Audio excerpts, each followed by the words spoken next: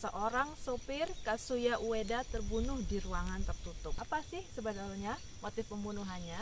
Siapa sih sebetulnya pembunuhnya? Apakah kita sebagai pembaca cukup jeli untuk membaca petunjuk-petunjuknya? Itu yang menjadi tantangan ketika membaca buku ini.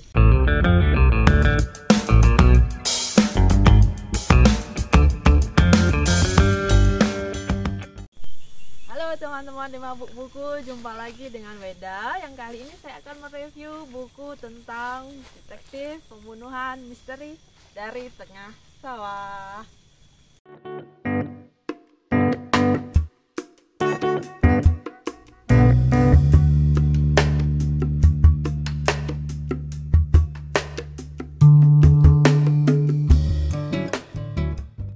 Bukunya berjudul Pembunuhan di Rumah Miring atau The Crooked House karya Shoji Shimada, pengarang dari Jepang.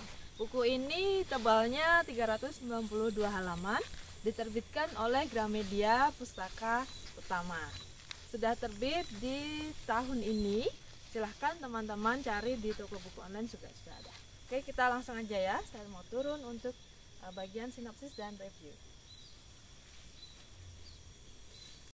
Karena kita sudah di tengah sawah, langsung aja kita mulai bagian sinopsis.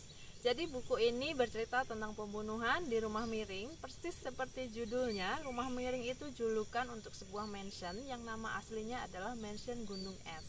Diberi julukan rumah miring oleh penduduk di sekitar karena memang mansion itu miring, sekitar 5-6 derajat. Kalau dilihat dari luar memang tidak terlalu kelihatan, tetapi apabila kita sudah ada di dalam mansion itu berasa sekali, sehingga kita sedikit bingung ketika pertama kali datang di mansion itu. Diceritakan oleh Shoji Shimada bahwa tamu-tamu yang datang ke mansion ini mengalami kebingungan ketika pertama kali datang. Misteri ini terjadi di Natal 1983. Seorang sopir Kazuya Ueda terbunuh di ruangan tertutup.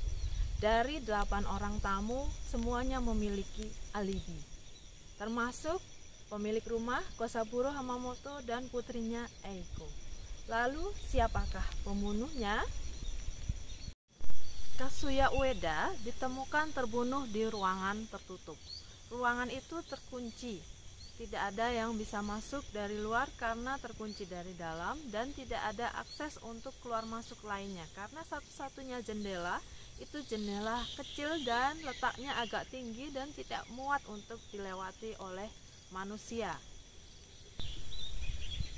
Polisi dari desa dipanggil untuk menyelidiki kasus ini, tetapi kasus ini mandek. Penyelidikan tidak berjalan dengan lancar. Bahkan di hari berikutnya ada korban yang lainnya. Di hari berikutnya ada korban yang lainnya. Hingga polisi memanggil seorang detektif yang nyentrik bernama Kiyoshi Mitarai. Pasti teman-teman sudah kenal dengan detektif ini karena dia muncul di pembunuhan zodiak. Kita masuk ke bagian review. Di sini sebetulnya Shoji Shimada menyajikan petunjuk-petunjuknya dengan gamblang. Dia mengajak pembaca untuk mendahului Mitarai, si detektif nyentrik yang berhasil memecahkan pembunuhan zodiak di buku sebelumnya. Nah, apakah kita sebagai pembaca cukup jeli untuk membaca petunjuk-petunjuknya? Itu yang menjadi tantangan ketika membaca buku ini.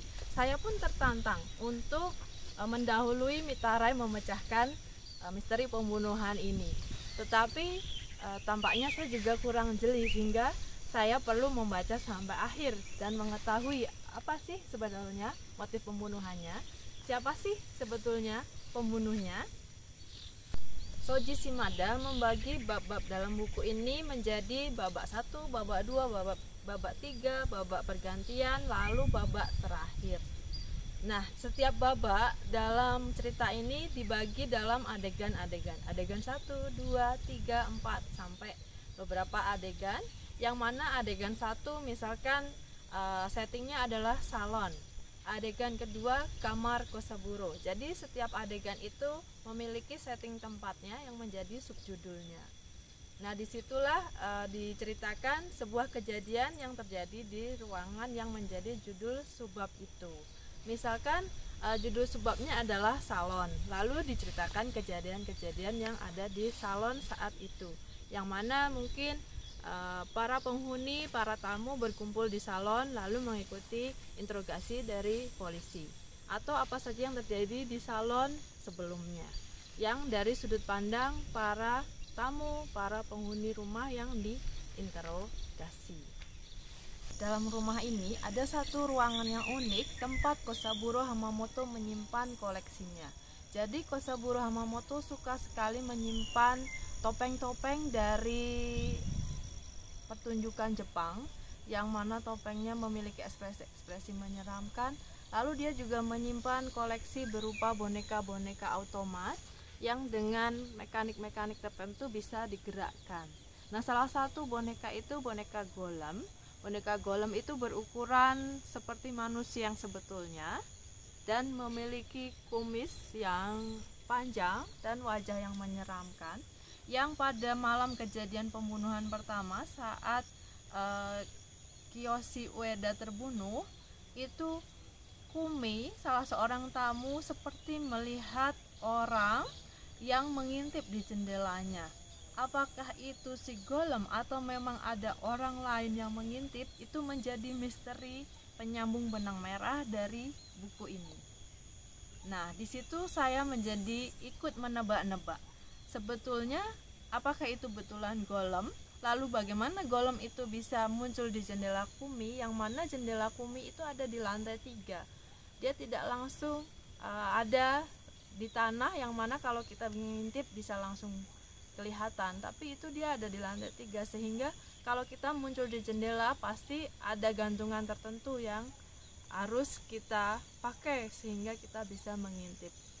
Nah, di situ membuat saya juga menebak-nebak, apakah betul itu digunakan untuk mengalihkan perhatian, atau golem itu digunakan sebagai alat pembunuhan, atau bagaimana? Karena pada hari berikutnya ditemukan si golem ini tergeletak di luar dengan kepala terpisah dari badannya. Padahal sehari-hari golem disimpan di namanya ruangan tengu.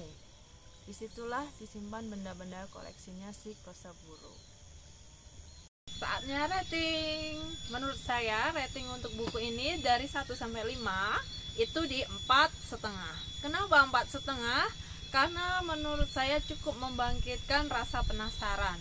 Meskipun petunjuk-petunjuknya dijelaskan secara gamblang di isi buku ini oleh Shoji Shimada, tetapi sampai akhir saya tidak berhasil menebak apa motif pembunuhannya. Saya berhasil menebak siapa pembunuhnya. Mungkin teman-teman juga akan berhasil karena cukup gamblang. Tetapi motifnya apa?